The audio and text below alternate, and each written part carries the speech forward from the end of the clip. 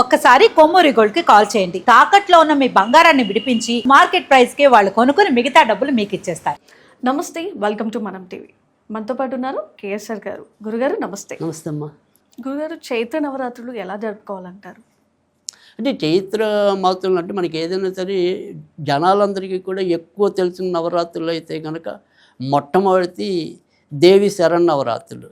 అంటే అది మనం అక్టోబర్లో దసరాల్లో చేసే నవరాత్రులు ఏవైతే ఉంటాయో అవి ఎక్కువ మందికి తెలుసు.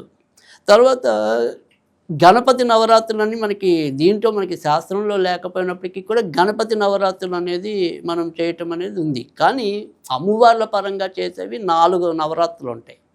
ఈ నవరాత్రుల్లో మొదటిది మనకి దసరాల్లో వచ్చే దేవి శరన్నవరాత్రులు. ఇప్పుడు వసంత మాసంలో వచ్చేది అంటే దీన్ని ఇప్పుడు మనకి చైత్రశుద్ధ పాడ్యమి నుంచి శ్రీరామనవమితో ముగిసే ఏదైతే ఈ నవరాత్రులు ఉంటాయో వాటిని వసంత నవరాత్రులు అంటాం.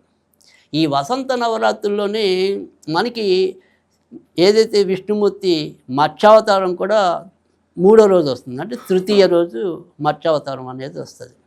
చివరి రోజు మళ్ళీ విష్ణు అవతారంతోనే అది ముగియటం అనేది అంటే శ్రీరామనవమితో ఈ ఉత్సవాలు ముగియటం అనేది ఉంటుంది. కనుక ఈ 9 రోజులు మనం ఈ నవరాత్రులు చేసుకోవటాన్ని వసంత నవరాత్రులు అంటాం.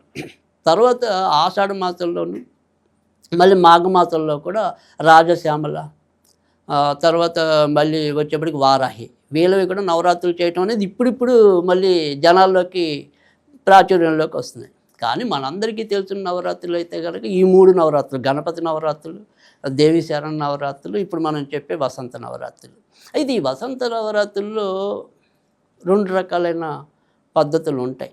అంటే కొంతమంది దుర్గాదేవి నవదుర్గలని అంటాం మనం, శైలపుత్రి, తర్వాత మరి స్కందమాత, ఇలా కూష్మాండ, ఇలా 9 అవతారాలు ఉంటాయి. ఈ రోజుకి ఒక అవతారం చొప్పున 9 అవతారాలు పూజించడం అనేది కొంతమంది సంప్రదాయం, అదొకటి.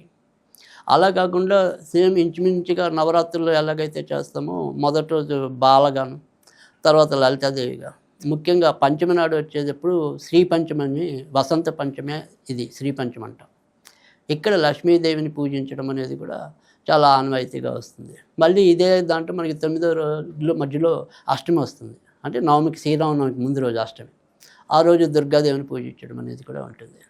ఇది ఇక్కడ మనం ఏదైనప్పటికీ కూడా ఈ రకంగా వసంత నవరాత్రులు అనేది చేసుకోవటం అనేది చాలామందికి తెలిసిన విధానం. చాలా చక్కగా వివరించారు గురుగారు.